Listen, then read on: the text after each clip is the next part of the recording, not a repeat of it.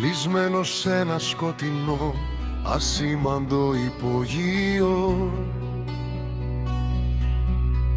με συντροφιά ένα στυλό και θέα τη Μεσόγειο. Ενθύμιο αποχωρισμού, παλιά φωτογραφία, πάνω μου όροφη μπετό, βιτρίνες και γραφεία.